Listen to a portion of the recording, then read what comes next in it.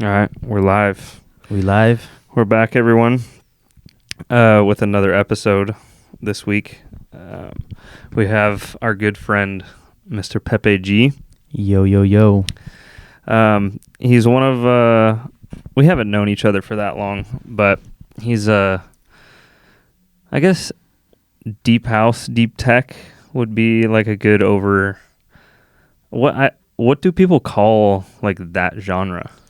Like I think of it as deep tech. Right. I mean, another one's minimal deep tech. That's really big, but if people don't know, I just say like deep house. Yeah. Yeah. Like or just house music. Yeah, kind of like Chris Dussey, Josh Baker. Right. Synthy, definitely. Atmospheric kind of style. But if you don't know, he's got some actually a lot of releases. I was going through your music coming home from work. I was like, damn, you got 50 releases on Spotify. I was going through like a bunch of your old stuff. Right. I liked what was it, Percomaniacs with Wyatt? Right. Yeah, that was actually my first release as Pepe G. Yeah. Yeah, so story behind that was probably like a year after I moved out here to Long Beach. Mm-hmm. My buddy Wyatt Marshall was like, yo, like starting this new record label with my homies Rybo and Lebelski, and we're gonna have a bunch of artists. Like they're the ones that run Percomaniacs? Right, yeah. Oh, I didn't know that. Yeah, so that's pretty much how I got that release, with Wyatt. Yeah. Wyatt Marshall, yeah. Those are some sick ones. Yeah, thanks. So did you have an alias before Pepe G? Yeah, so like I mean, I've been producing for quite a while now. I want to say maybe when I was like 16 is when I really started doing like the whole beat making, and it was all hip hop. Same, yeah, it bro. was like, I feel like that's how everyone starts out. Yeah, it was a lot of like Bay Area hip hop, a lot of like boom bap, like A Tribe Called Quest, bro. Same, Dilla, like stuff like that. Yeah, bro. Yeah, so it was a lot of that for a while, and then I want to say like maybe like 2012-13 is when I really started going to like raves and stuff like that back in the Bay Area, because that's where I'm from originally. And I was going to a bunch of shows, and that's pretty much where I got inspired to like want to make electronic music. And then I started making some house music with Wyatt Marshall. We actually had an alias together. It was called 9-2, and we had a couple releases, and that was pretty cool. And then he moved out here, and I kind of started doing my thing. And I was still making hip hop, but at the same time, I was like trying to find like my sound with like electronic music. And I think it was when I like finally moved out here is when I was like, okay, I want to do like the deeper stuff. Yeah. So. Yeah. And how did you end up? I think I've asked you this before. I feel like I ask everyone this. How did you end up in Long Beach? So, like I said, I'm originally from the Bay Area, Redwood City to be exact. Again, my homie Wyatt Marshall was out here, and he was like, yo, dude, like you should come out here. Like the music scene is crazy. Like, like I'll help you like settle in. And he's like, just move down here. You got to be down here. You'll love it. So I moved down with my wife, and we stayed at their apartment, Wyatt and Herbert. Shout out Wyatt and Herbert. Yeah, we were at their apartment for like a month until we found our spot, which is in Long Beach. And we had a friend who lived in Long Beach, and we came to visit her a couple times, and we just like really liked the vibe of Long Beach. Yeah. So I was like, I definitely want to move there because I love the culture here. Like, all the art, like all the restaurants, like everything about Long Beach. I was like this is us, so we got to come to Long Beach. Yeah, I always tell people it's like the nicest, or not the nicest, but the closest you'll live to the beach for the cheapest price. Definitely. Yeah, and it's crazy because when we moved out here, it was like, dude, like $1,200 for a one bedroom. Yeah. It's gone a little more expensive, but it's still sure. super doable. I mean, it's not the nicest beach, obviously. There's just fucking meth needles everywhere. But it's pretty grimy for sure. Yeah, you can't really go in the water. But coming from the Bay Area, it's like, it's so expensive there, So coming down here, we were like, dude, this is so cheap. And we'd tell people that, and they were like, what are you talking about? This is so expensive. I was just like, I don't know. Have you lived in the Bay Area before? Like, It's crazy. And Long Beach is like its own little pocket, because if you go like north to Redondo and like South Bay, it gets more expensive. Definitely. And then if you go south to Right. like Seal Beach, OC, it Right. gets more expensive. So it's in like this weird little Right. like zone that's not super expensive. Right. So how did you meet with, because originally how we met was when we like collabed with the discotheque Right. event, and Danny runs discotheque, right? He was the one who started that. He started that with Caucho, Alex. Mm-hmm. So they're kind of both the ones who started that. So how did you meet like Jerry and those guys? So I want to say like towards the end of 2022, I think it was. Mm-hmm. Jerry randomly hit me up on Instagram and he was like, yo, like I love your tracks. Like it's kind of the same, music I make. Mm-hmm. He's like, would you be down to collab? And I was like, yeah, for sure. And at the time he was going to Icon Collective. Yeah.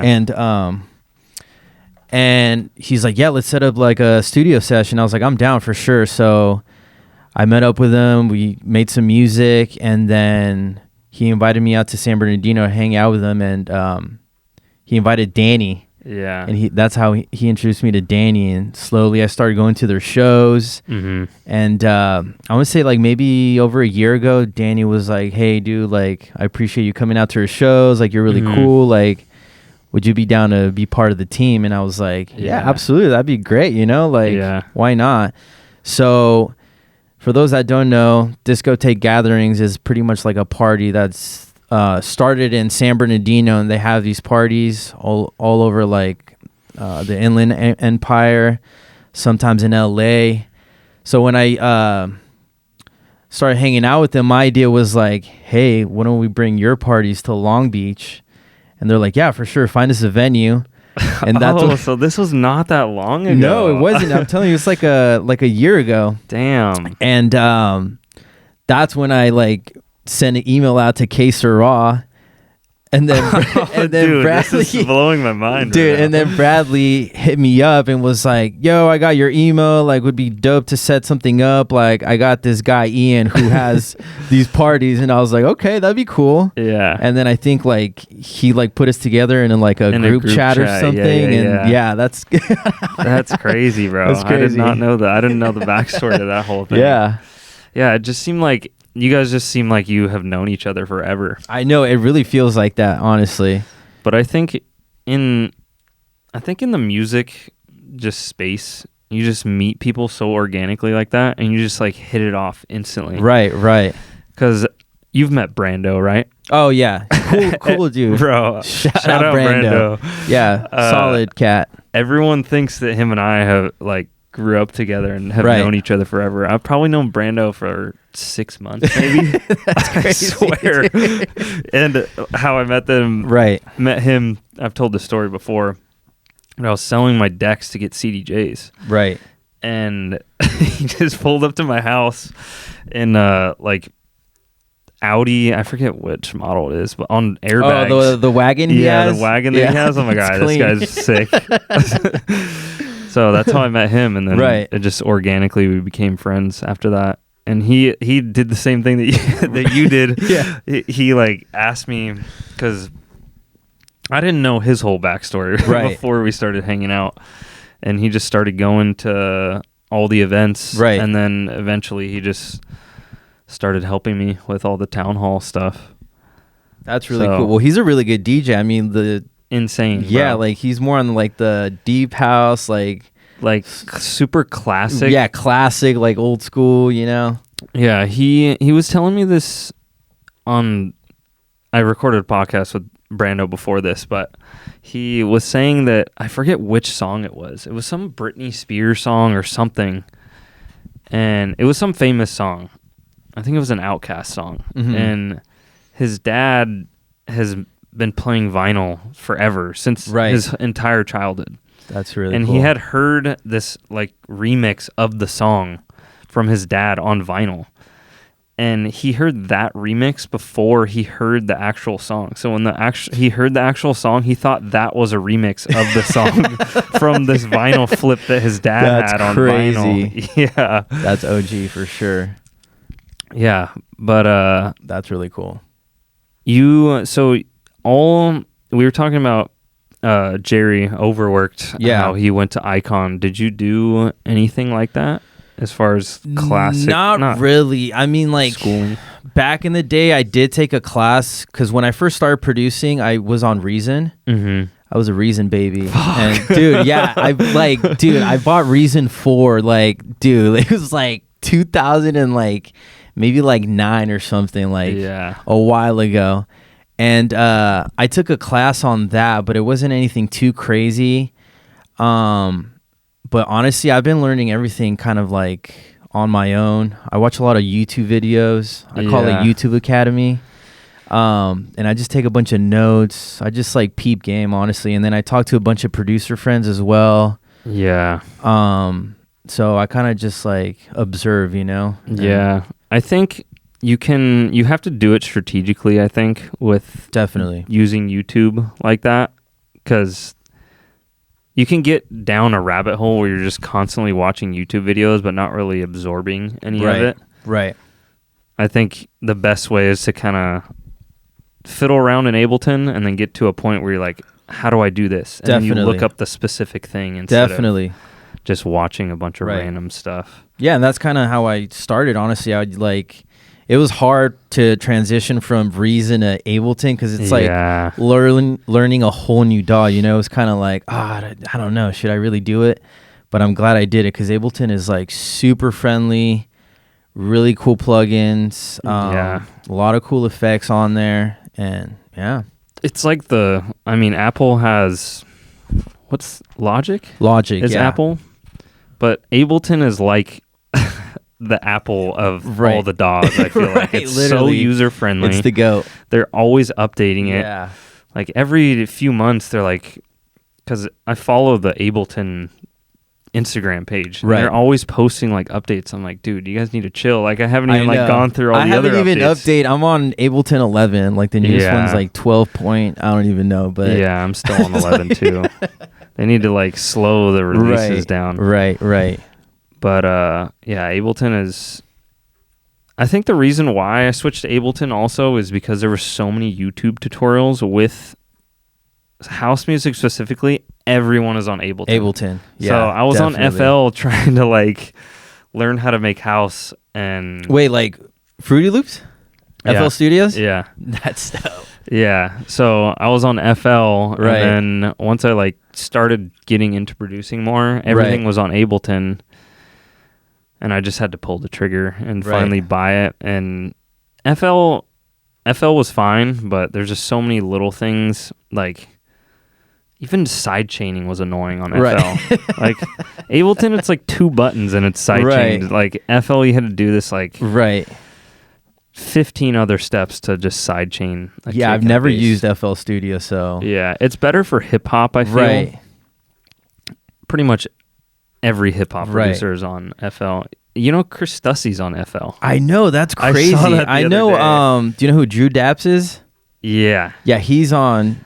There's actually quite a few FL too that are on FL. I think Mal P's on FL too. Really? Yeah. I mean, if bunch of random ones. If it works for them, you know. Yeah, I don't Props to them. Yeah, especially with house, I wish I followed the updates that they have. Right. Because it'd be interesting to see how they've kind of. I don't even know if they try to compete with Ableton because Ableton is just so far ahead of everything. Yeah. Because Ableton is just tied into electronic music. Definitely. All their instructors and stuff, like these guys are all professional producers. So I don't know if it's the same, if they're trying to go after the same target market, I guess. Right. Yeah, Ableton's the GOAT for sure. Another thing I wanted to bring up is how do you approach collaborating with other producers? Just because I was going through all your music and you've collabed with a lot of people. Right.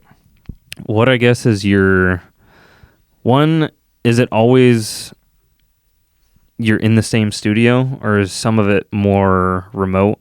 I'm sure it's a little bit easier now than back in the day. Right, definitely. I mean, for the most part, yeah, if I am not able to link up with them in person, we'll definitely like pass files back and forth.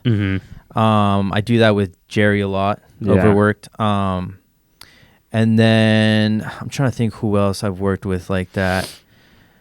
Damn, I can't really think at the moment. There's this cat from Mexico, Pepe, really cool cat. He hit me up on Instagram too, and that's how we were like communicating. We would like so sick. It reminds send files me of back and forth, like MySpace, right? Literally, you know, like the generation before us. That's how they were communicating with each other. Yeah, or my homie Jared Keith, cat from the Bay Area. Shout out Jared Keith. It's one of my good friends. 2020, you know, was obviously like a crazy year. Yeah, we would literally hop on Zoom every day, dude, and just like pass files back and forth and just work on music. Yeah, it was so much fun, honestly. I feel like that opened up a bunch of doors, and like not only that, but like the whole like going live on Twitch, like that was a big thing. We were doing like that a lot too. Production, live streams. Yeah, so. But yeah, that's pretty much it. Yeah, just passing files back and forth if I'm not able to see them in person. How do you guys split up the workload? Like, does like Jerry send you like a drum loop and he's like, oh, throw like a bass line on top of this? And pretty much, yeah, like, pretty much like that. Like we'll set up like drum loops, like you said, and then like, oh, can you add like a bass line or like some kind of like synthesizer? So we'll try to do like, I don't know, like 4 tracks the most, like 4 channels, and then we'll pass it back. Or like I was saying, like we'd hop on Zoom and like we'll work on it, and like when it feels like I can't really like do anything more with it, I'll be like, all right, pass it back. Let me work on it. Interesting. Yeah. Yeah, because I'm not the best at. I just feel like a lot of it's like a wasted time when I'm doing that. When you're doing what? Just like, I feel like when you're in the studio with someone, right? I feel like you kind of have to work quick, and I don't work as fast as I would like. So I'm just curious, like how other people set up, like how they collab. Right. I mean, I'm on the fly, honestly, because I've been, messing with Ableton for quite a while now. So yeah, I could literally finish a track in like 3 hours, like from start to finish. And I'm like super satisfied with it. I'm like, all right, this is it. I'll like test it out in the car, headphones, stuff like that. If I need to like adjust some things, I'll go back. Or if I feel like there's something else I can add, I'll definitely do that. But yeah, it's pretty much... it's kind of like a sport nowadays, I guess you could say. Yeah, you can even, I don't remember what software it was, but I know with, I think it's FaceTime? FaceTime? You can control the other person's computer. Oh, that's crazy. I've never done that. That's you can control their computer, but I don't know if they've updated it to where it'll share like the audio. Oh, interesting. Yeah. Because this was, I'm sure they can do it now. Right. But this was maybe 6 months ago. Oh, I was trying to do that. I need to hop on that. Yeah. That's crazy. I don't know if someone has figured out the software yet. Right. But that would be so sick. It's like a new thing then. Yeah. To be able to just like remotely work like that. Right. Because you wouldn't even really need to be in the same studio at that point. Like, I want to see you, bro. Just yeah. That's cool. So how did you start releasing on labels, I guess? Or when was that first release? Oh, what year was that? Dude, it was like, I want to say it was like 2013, 14. Damn, so that was a while ago. Yeah, man. And it was on one of our friends' labels. He used to go by Festiva. Mm-hmm. His name's Chris. And he used to have a label with his wife. It was called Elikanos. That was the name of the label. And he just hit us up, and me and Wyatt, like, we did a remix for him. And he like released it on like Beatport. Mm-hmm. And that was pretty much my first release. And this was like before the Instagram age. That's crazy. Dude, yeah, pretty much. Kind of crazy. He just like, released it into the ether. Right. Yeah, but I mean, nowadays, like once I finish a track and I'm pretty much like satisfied with like an EP, I'll like do a private SoundCloud link, and I'll like send an email out to whatever label I think it fits best. Yeah. And sometimes I'll hear back like the next day. Sometimes it'll take like 3 months to get a response, which is kind of crazy. And even when they respond, like it'll take like, dude, it takes forever to get released. But I get it. You know, they have like a catalog and they have a bunch of releases that they're going to have like previous to that. So it's definitely a waiting game. And especially because I didn't really, I don't know why this never crossed my mind, but there's only 52 weeks in a year. So there's only a certain amount of slots they can use, and they get sent hundreds of tracks a day. Yeah, it's crazy. I mean, some labels release weekly, dude. Like, one of the labels I release with, Psychodelica, really cool label. They release every single Friday, which is mind-blowing to me. Because that's like, that's a lot of music and artists, you know? Yeah. But like I said, sometimes it could take like 6 months to get released and stuff like that. So yeah, that's why I think Solid Grooves has a cool, it's kind of like a crew of dudes that release on that label. Right. Like you never really see just, I guess, like randoms on Solid Grooves. Yeah. Like there will be randoms, but if they are, I guess, random at the time, they become like a part of Solid Grooves. Like that guy, how do you say his name? Keenau? Keenau. He did the track, what's it called? Bullies or something with Michael Beebe. Those things I haven't told you. Oh, yeah, that track. Yeah, and then he like blew up off of that. Yeah, that track was crazy. Yeah. That is a crazy track. But yeah, you just can't, I guess, have that many releases if you like are getting all these tracks all the time. Definitely. That's why I think everyone's just doing their own labels now. Honestly, like that's something that's crossed my mind frequently is like starting my own record label. I think that would be super cool. Just because, like, I mean, obviously I would like to release with other labels, but just like the whole waiting game is like, man, like I just want it out now. You know what I mean? So I feel like if I had my own label, I could just like put it out whenever I want. I mean, you could just do that on DistroKid, though. Yeah, definitely. Yeah. Like you don't necessarily need a whole label. Right. But dude, it's so much work. Yeah. Are you thinking of like the whole Town Hall records? Like, I was. Right. It still is going to happen. But I think I just have to. I was doing the parties, and then, which were great, by the way. Yeah, so much fun. So much fun. Yeah. But I was doing the parties, and then I was like, "Fuck! I should probably just like turn this thing into a label." Because the way I've always kind of looked at it is, I've kind of looked at how other successful artists and successful labels have kind of done things, and Solid Grooves was kind of like that, where they started out as a party, and they had a similar sound, so they turned it into a label, and then it kind of went from there. But it's only me, so it just became too much. And I've talked about this before, but my brother was like, there's literally not enough hours in the day. Like, even if you didn't sleep, there's no way you could even get this amount of stuff done. Seriously. Especially nowadays. The time goes by so quick. Yeah, I felt like there was a while there. Barely have time to shower, dude. It's crazy. Dude, I felt like for a while there, I was just on this never-ending hamster wheel. And he was like, bro, you have to stop. You have to like cut something out. So I've kind of like, the parties will happen again. Right. This is breaking news. Here we go. Yeah, breaking news. Now the parties kind of have to take a break for a while because I was just getting overwhelmed with that. And then I was trying to start a label at the same time. I was like hitting up Sam because he runs, shout out Sam. Shout out Sam Burns. Sam Burns is the man. He is the man. That's another guy that I met randomly, organically. How did you guys meet? We met. When was that? I forget his name. The guy that runs the Hooligans. The Hooligans. Hooligans, I think is how you say it. Is that a party or? Yeah, it's a party. Oh, damn. But Sam I'm blanking knows those guys. Yeah. And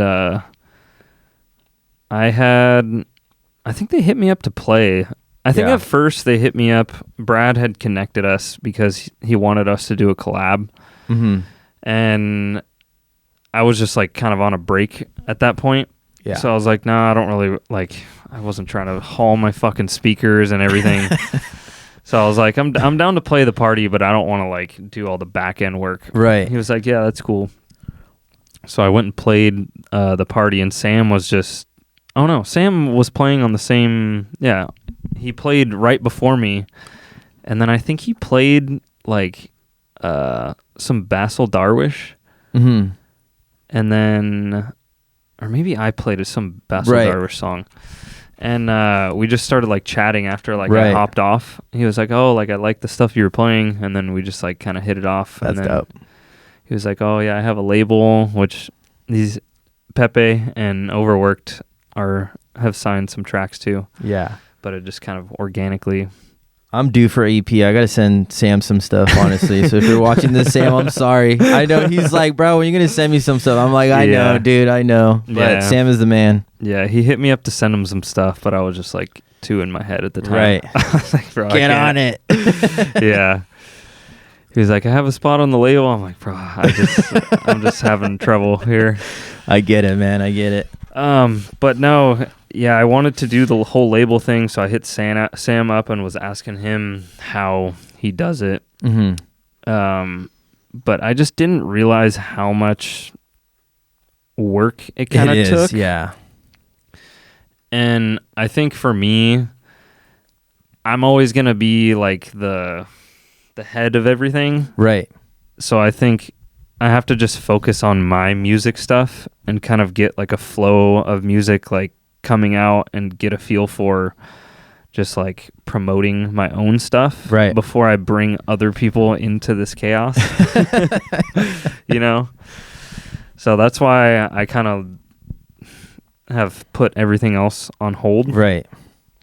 But it's been kind of nice, honestly, just focusing on just making music and not worrying about anything else. Yeah. Because it just gets to you. It really does, honestly. But that's why it's cool to release on labels, because they're going to take care of that, you know, like artwork, the release date, all that stuff, all the promoting that goes on. Yeah. They deal with all that. So that's what's cool about releasing with other labels. But at the same time, yeah, I definitely want to start my own record label. Yeah, I think in coming back, if I were to like come back and do it, I would have a team of people helping me. That's always good. Instead of trying to do everything on my own, just to kind of break up the workload and totally. But yeah, definitely releasing on labels is. I was listening to I don't know if you listen to Will Clark's podcast at all. I've seen it a couple times. Yeah. Yeah, he has some interesting guests on there. Yeah, definitely.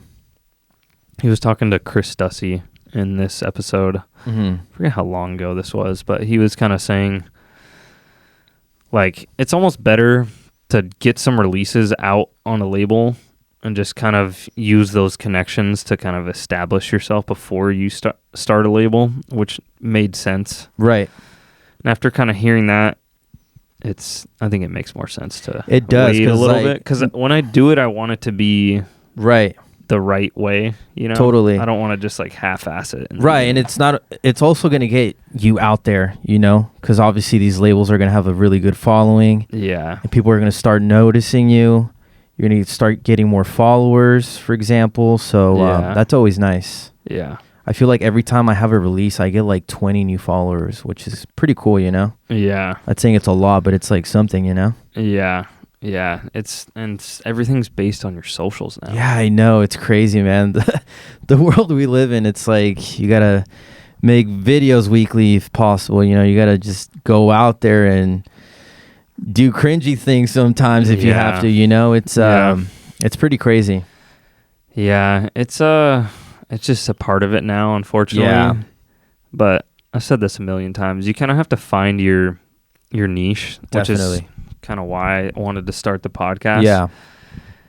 Because I feel like with long form content like this, it's not so, you don't feel so under the gun. Right.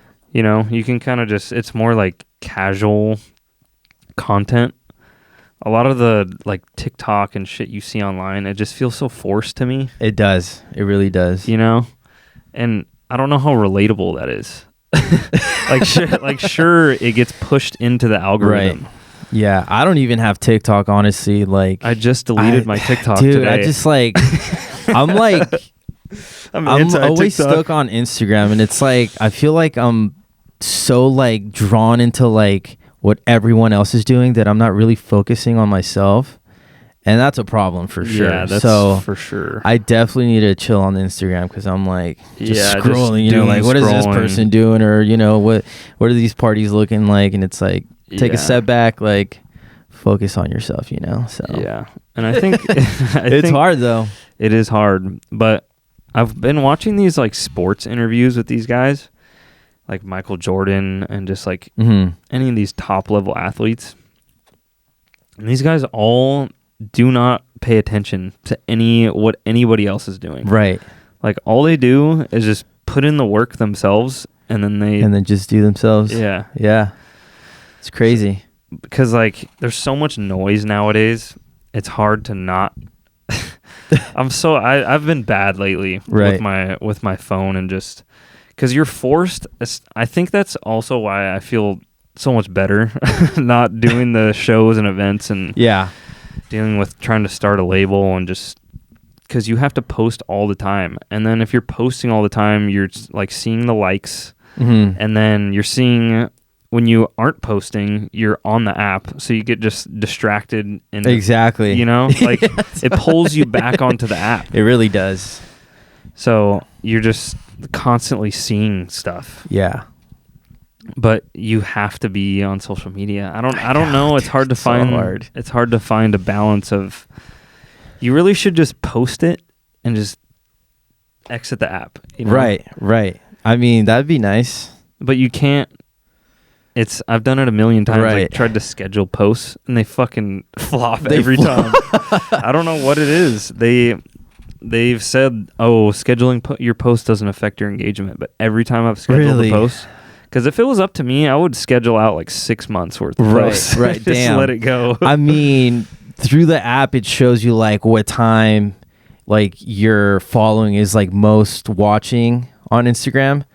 So based on that, it should like pretty much you should post around that time. For me, it was like 12 p.m., which I'm sure it's for a lot of people. Because they're on lunch. Or something like that. Or they're just getting their day started or something. But I don't know if I subscribe to that. Right. Because I sent this happened today. I sent a post to my brother.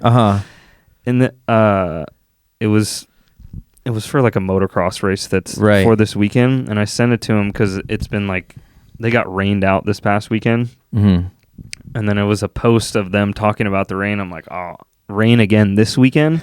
So I sent it to him. He was like, I don't get it. And then I looked at the day it was posted. This came in my feed today. It was from 6 days ago. 6 days ago. That's crazy. So I think it just matters what content you like. Right. It'll eventually show up in your algorithm. I see. I don't think the timing matters as much anymore. Yeah. I mean, I posted today. I posted at 12:30, almost 1 p.m. and I don't even know how many likes I got. I exited out of the app because I was I went kayaking today, so I was like, all right, I'm gonna put it away for a little bit, and then I came back and it was I don't know, 50 likes or something like that. Yeah, I think the initial amount of likes you'll get goes up if you post at those specific times. Right. But I think the overall post engagement is probably about the same. Right. And I feel like another thing that helps out is how long your video is. If it's a 4-minute video, who's gonna want to watch that? Everyone has a the mind span of 2 minutes tops or something like that. Yeah. That might even be too long, but I feel like the shorter the video, the more views you'll get. As opposed to a 2-minute video, making a 10-15 second video, and that'll double up your views. Well, it's because of the retention rate. Right. So if your retention rate is lower on that 4-minute video, the algorithm's not going to push it. But if the retention is like a higher percentage, it gets pushed more. Yeah. There's different ways to go about it, I guess. All these little tricks. But yeah, it's crazy. Social media is definitely it's a trip. So I guess what are your goals as far as producing and just DJing in general? I mean, my goals are to, continue having parties with the clique I'm in. Mm-hmm. Definitely keep producing just to get my music out there and, just have people, I guess, like discover me. I mean, I'm always going to produce, man. I feel like in 20 years I could still be producing. I don't care if like it goes anywhere, I started this because I liked it, you know what I mean? Yeah. So like whether it takes off or it doesn't, I'm always going to be producing for sure. Yeah. But that's kind of my goal, honestly. Just like keep doing my thing. Something comes up, if a show comes up, like I'll gladly take it, Yeah. Cuz I feel like a lot of people they're doing it. They don't ever like sit back and be like, I don't really know where I want this to go. Right. Right. But I think that's the way to do it. I mean, honestly, I don't think anyone like knows that it's going to go far until it happens, Yeah. It's just the journey. Totally. The journey, yeah, totally. I mean, nowadays I feel like it's like not what you know, but who you know. It is for sure. Yeah. It's like, that's very true. Yeah. But at the same time, the people that know the most amount of people are doing the most, I feel like. Totally. Or not all of them, but a good majority of them are like, if you're releasing music and you are sending music to a label, mm-hmm. and then now you have connections at that label, mm-hmm. it's because you're releasing, like sending them music. Totally. You're not just like meeting them on the street. Like, there's exactly. a reason why you know these people. Absolutely, yeah. But I think that's the way to do it. You have to do like the slow roll.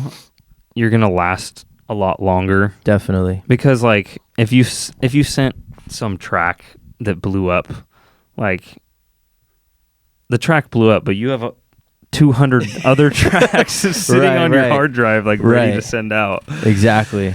As opposed to someone that like doesn't get lucky, but doesn't have the 10 years of production experience behind them. So what kind of stuff are you working on at the moment? So I've had trouble with kind of just finding a sound. I like the darker, deep stuff. I've noticed when you DJ for sure. Yeah. Like it's good stuff. I like it too. Yeah, the darker, deep, techier stuff, but I've kind of been getting into just like the old tech house from like 2012. Okay. Like 123 to like 124, Sonny Fodera, Shiba San. Right. Like I don't even know what that era. I guess it would just be called tech house. Yeah, tech house for sure. But it's not so speedy and it's super groovy. Right. I just like I just like that sound a lot lately. And I feel like sometimes the faster stuff just sounds too busy to me. Yeah, a little bit. Totally. But I've also been like, no one's gonna play this out. If I send it to a label, it's like 123. Hey, you never know. I mean, there's definitely a crowd for that kind of stuff. But yeah, I think there's a crowd for deep house at that speed. But tech house, I don't think there's anybody playing that right now. But I think it's on the comeback. Okay, definitely, yeah. I think it is. Yeah. Because you got like guys like Seth Troxler. Like those guys, they're still playing the same shit they were playing 20 years ago. You know? Totally. And that's why I haven't really been kind of trying to get gigs, because I want to play a little bit slower. Mm-hmm. But if I get booked for anything, you gotta play something fast. Yeah, I know. It's crazy too, because like You guys play fucking Dude, so fast. Yeah, like, so, yeah, usually I'll play like 128 to like 132. But the most recent stuff like that I've made on Ableton is like 135, dude. Yeah, 135. It's fast for sure. Yeah. And like you said, it could sound busy, but it's the way you just like arrange it and put it together. But yeah, all the stuff I posted today, like all those tracks are at 135. That's crazy. Yeah. That's so crazy. So I'm like trying to go a little faster, but still keep it, I guess minimal, I guess you could say.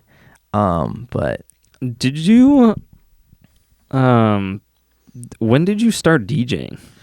Because you guys like the first time I saw you guys DJ, I'm like, damn, these guys are sick. Right. I mean, honestly, I probably started my junior year of high school. So I graduated in 2010. So 2009 is when I really started like, getting the interest for it. And what was the gear back then? Oh man, I mean, we used to DJ with Wyatt's CDJ 400s. Like they didn't have like they didn't controllers back then. They did have some controllers. I remember like Tractor was like a big one. Yeah. I remember one of our buddies had one of those. So kind of started on that, and then I also like dabbled down with vinyl because my dad was like, he had gear like growing up. My dad used to DJ back in the day. Yeah. In Mexico. Sick. Yeah. And like growing up, like he had a bunch of gear all the time, like turntables, just like random mixers. So like that kind of like started it, honestly. And yeah, pretty much like 2009 is when I was like, okay, this is pretty cool. Like I definitely want to like, see what this is about. Yeah. And then like Serato too. Serato was huge. Yeah. I had like a controller back then too, like a Pioneer controller, like I think it was like the Ergo or something like that. So. Yeah. Yeah, that was before the DDJ 400 came right. out. Yeah, exactly. Fucking everyone and their mother had one of those. Right. Do you have decks still? So I have the Pioneer, it was like your old one, but the smaller version. The DD or the DJ XX3 or something, or XXR or something like that. Smaller one? Yeah, so it's like is it the one they came out with before the RX2? Yes. Pretty sure it's like that the one. XXJ or something. Yeah, something like that. Yeah. So yeah. I have that. But prior to that, yeah, I had like a controller, and then I was like, oh, I hate using my laptop. Yeah, that's why I got the standalone. I mean, especially like when you play out here, like no one uses laptops. No. You have to have your USB. We should just start showing up to gigs with laptops and start plugging them in. I mean, there's still some people that do it, but yeah, you got to have your USB on deck for sure. Yeah, the only people that do that are like the Serato guys. Right. Yeah, exactly. Or I've seen like Marco Corolla do it. Like on stage, he'll have like. But that's because he's running a bunch of shit through his like. Right. It's not just he's not like DJing off of a laptop. It's no, because he has like yeah. stuff running through. Yeah, exactly. But yeah, man. Yeah, it's fun. Yeah, the DJing, I feel like you need, at least for me, I need to practice a lot. Mm-hmm. I've probably touched my decks like 5 times in the past. Damn, and you have the newest ones too. No, it's been more than that, but I don't use them as much. Because you have the 3000s, right? Yeah. Yeah. But I used to, when I first started DJing and like playing out, because I would play out every weekend. I would mess with my decks like every day. Like I would come home and just turn my decks on, just and practice, just mix every single day. So when did you start DJing? This was 2020. Okay. It was during COVID. Right. And I was like doing nothing at home. Right. So I just went to Guitar Center and bought a DDJ 400. That's dope. It's funny because I remember the girl that was working there. I bought the DDJ 400. I don't even think I bought speakers. So you're just mixing on headphones? I think on headphones, I eventually did buy speakers. Yeah. But I just had it plugged into like a JBL speaker. Oh, okay. Nice. And I went to buy the DDJ 400 and these headphones, actually, these are the same ones. The Sennheiser? Yeah, these are indestructible. They're actually getting those are good. Fucked up lately. But I'm surprised they still work fine. No, I mean, that brand is crazy good. Yeah. They'll last forever. I don't really push mine super loud. I've gone back to back with some people and they have these shits like maxed out. I'm like, bro, your ears are going to be fucked. What's going on? Yeah, like you put the headphones on, it's like, bram, bram. Like you can't even hear anything. But no, I remember going in and you could tell this lady, the girl that was working behind the desk was just hating. She's like, oh, here's another guy coming in to buy decks, you know, like another DJ. So that's funny. I'm still here, motherfucker. Hell yeah, let's go. No, I started in 2020. 2020. Then, I just had been messing around at home. Right. And then I got speakers. And then I moved to Anaheim. Uh-huh. I think that's when I really started like taking it a little more seriously. Where are you from originally? I'm from Long Beach. You're from Long Beach. Hell yeah, let's go. Yeah. I feel like so many people are imports into Long Beach. Right. Hell like, yeah. There's not a lot of people that are from just Long Beach. Right. Like Colin's from Hawaii. Yeah. Brando's from San Diego. You're from the Bay Area. Yeah. Jerry's from was Jerry from San Bernardino. Yeah, I need to get him on here. Yeah, get him on here. He would love that, honestly. Jerry. Yeah, he's an interesting guy. Yeah, he's cool. He's a cool cat for sure. Yeah. So like prior to DJing, were you like going to shows and stuff like that? So I can't remember it was right when I was going through college. I had a couple friends. We just listened to rap, bro. Like through college. Like, who were like some top artists? Like Gucci Mane. You remember? I don't know if you listen to Young Thug at all. Somewhat. So I think this was Slime Season 2? It was like one of Young Thug's like mixtape. I don't think it was a mixtape. But it was like the album that had Digits, Memo, and like a bunch of these iconic Young Thug songs. Right. Dude, this is like burned into my memory. And we saw Young Thug at the Observatory and Lil Yachty was opening. Damn, that's crazy. Bro, this is like that era of rap music. That's like really cool. Peak of just like Atlanta, Chicago shit that was going on.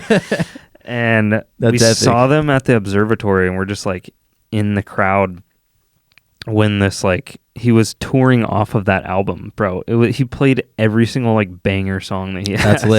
That's lit. And I just vividly remember because they're just fucking like rocking the most insane jewelry, and that shit is like shining so crazy with the lights, bro. When you see it, like it's you're like, from whoa. me, like basically from me to you, like because they're on the stage like right here, yeah. And it just looked like something out of a movie, bro. Like that's really cool. But those same friends in high school, they were just like little degenerates. So they went to like the first EDC at the Coliseum. Oh, the one here in LA? Yeah. The OG one. And they saw like Dead Mouse and who's the guy with the other crazy visuals? Eric Pritz. Oh, Eric Pritz is crazy. I've seen him live before. He's insane, dude. Yeah. He'll blow your mind for sure. So, though I didn't know that they listened to like all this electronic music. Yeah. This was in like high school. And then once we got in college, they were like, nah, like I'm too old for that shit, bro. I was like, nah, bro. Like, because I had started listening to Martin Garrix in college and Tiesto, right? Just all these like for sure, Afrojack, like Benny Benassi, that type of genre. And then I started just like in college. That's what everyone does. Like, fucking took Adderall and would just like listen. Hope you're not listening to this, Mom. You're No, just chill in your room and listen to the... No, I would be studying for tests. Right. So I would just like search on YouTube deep house mix, and I would just pop an Hell Adderall yeah. and just like study all night. Let's go. Yeah. So then I just like started finding all these tracks. I'm like, bro, what is this? Like, it's like super deep, like deep house. Right. Like those mixes on YouTube where it's like the girl in like the tropical Right. Yeah. thing. Yeah. You know those mixes? The random ones. Yeah. They're like a bunch of those on YouTube.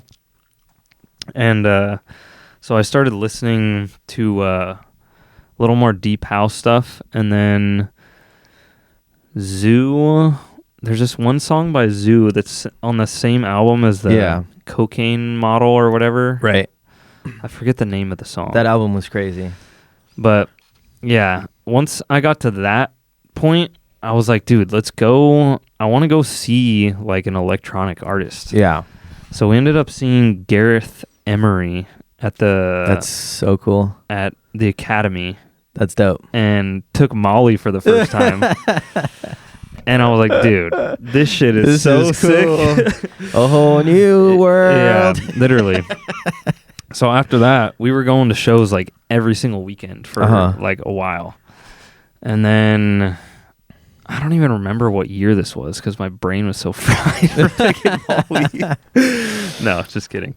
I don't remember what year that was. It had to have been because I graduated college in 2018, so it had to be like 2017 or 16. Nice. It was like towards the end of my college career.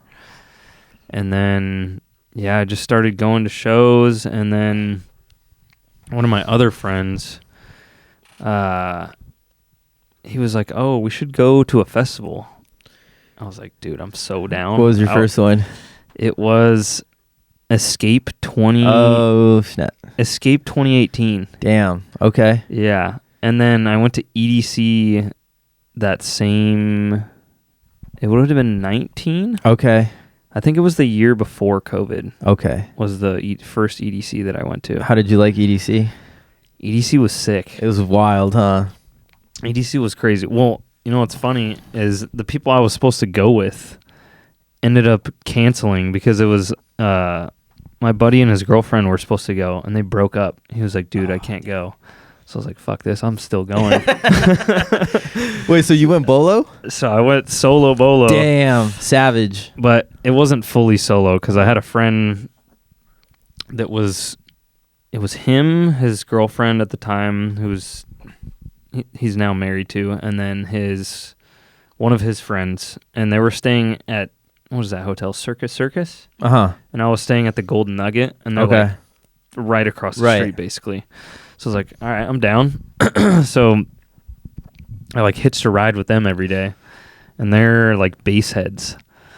So I would just hang out with them for like the first 30 minutes to an hour, and then I just was like, all right, peace out. All right, I'm gonna do my own thing. Yeah, that's dope. Yeah, EDC's fun. We did EDC 4 years in a row when it first started in Vegas. That was like, what, 2012, I think? Yeah. Yeah, and that was wild, dude. It was like from like 6 p.m. to like 6 a.m., just like nonstop. Just yeah, it's a fun, bro. By the last day, your feet are just done. It's bad. Because like by the time you get back to your hotel room, it's like 10 a.m. and then you get like 3-4 hours of sleep. You wake up, get ready, and then it's like grab a bite to eat, and then you're gonna do it again. And it's like, yeah, it takes like a whole week to recover. Yeah, we didn't stay. Every day we were like, all right, we're gonna meet here at 4:30, because if you wait till the end, you're sitting in traffic for hours. So we're like, nah, we're not gonna do that, which is like the move. Definitely dip at like 4:30 and then you get back. But it was fun. I feel like EDC is probably a little bit different now than it was, because that was still before it became mainstream, right? You know? Yeah, I feel like now, like, just normal people go to raves, you know? Yeah. Like back then it was still like kind of not taboo, but now it's so mainstream that anybody can go. Definitely. But EDC, I think, is one of those that everyone should experience. It is very American ravey, I love just like the dark fucking warehouses, like Yeah. the UK Right, European style festivals that are just like super industrial. But EDC just Right. like they have so much. It's so stimulating. Like there's so many things to do. Definitely. You know what festival I really liked was Skyline. Yeah, That was pretty good. Like, I mean, and it's run by Insomniac too, which is crazy. But it's more. It's deeper. It's deeper for sure. They have really good DJs. Yeah, the lineups are a lot better. At Yeah, Skyline. who did I see? Oh, Max Dean was really cool. Oh, you went the most recent year. Yeah, I went the this first year that they went. Who did you see that year? They had Carl Cox there. Who did they have? Claptone, Chris Lake closed. Okay. I don't know how they had the stages set up, Uh-huh. but it's funny when I went to EDC the first year. Yeah. I got a picture with Chris Lake, and then when I went to Skyline, I got another picture Really? with Chris Lake. Like there's just a funny picture of me, just like Right. a cowboy hat, just like this. That's funny. Yeah, That's hilarious. But yeah, that's a really good festival. There's a lot of cool festivals, honestly. I mean, I've been to like Coachella 3 times. LIB is a really good one. Outside Lands. yeah. I mean, when I first started getting into raves, it was like Spook Fest. Like every Halloween, we would go to Spook Fest. Spookfest. Yeah, up in the Bay Area. I've Yeah, never that was a even good heard of one. it. And there was like DJs like 8-Track, Steve Aoki, Dead Mouse, like artists like that. Yeah. Yeah, but it's funny. I was like talking to my wife the other day. She's like, we haven't been to a show in a while. And I was like, damn, you're right. Like, we just like hang out at home. And if I'm not hanging out with them, like, I'm here in the studio, honestly. Like, yeah. I can't remember the last show I went to. Yeah. We're trying to play these festivals, not go to them. I know, literally, dude. Seriously, but it'll come. Yeah. Definitely. There's always. That's what I had a big problem with FOMO for a while, Right. but there's literally always gonna be something going on. Oh, yeah, definitely. That's what I had to tell myself, especially because a lot of my friends go to events all the time, so they're just like, oh, you want to go here, you want to go here. I'm just like, nah, bro, I can't. I know, and it's like if you're gonna go to LA, you gotta drive like over there, you know. Yeah. So it's like, that's why it's cool that you're having these shows here in Long Beach, because it's like Yeah, they're there's not close. really much of a house scene in Long Beach. I feel like so. Yeah, I mean, at least it's not as underground. Right. Like Secret Service is a little more like disco-y, I guess. Right. Right. I don't even know how to like describe their sound. It's a little more like disco-y, like not as underground sounding. Right. Maybe you more on can't- like the heavier side. Yeah, just the crowd in Long Beach isn't like, It's not. it's more like vibey-er. Right. Like Right. I guess you could say kind of commercial. Yeah. I mean, if you go to downtown Long Beach, it's gonna be like top 40 Yeah, but there's just Latin no music. There's just no venues to yeah, like exactly. facilitate something Yeah. scary. Yeah, seriously.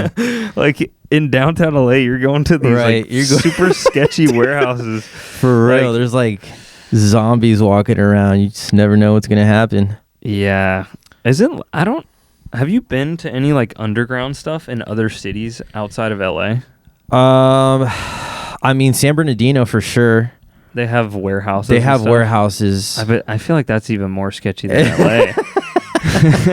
You know? San Bernardino is crazy. Like for I sure. feel like you kind of know what you're getting Right. into in LA. Like there's homeless people, obviously. Yeah. but other than that, you're pretty safe for the most part. These Right. aren't like gang like infested areas. No. It's mostly just homeless people. Right. Yeah, but other than that, I mean, Shout out San Bernardino. other than that, I'm trying to think of. I know there's a party. They're called Soundtech. I don't know if you ever heard of them. They throw parties here in Long Beach. Yeah, I know those. Yeah, I guys. went to go see my homie Crucified there, and it was like a warehouse. It was like borderline Long Beach. Because aren't they in OC? I don't know. Are they? Are they based out of OC? I think they're in like Santa Ana. Oh, okay. Yeah, I'm not too sure then. Because I know they've been doing like some collabs with Saul and Secret Service over here. Okay.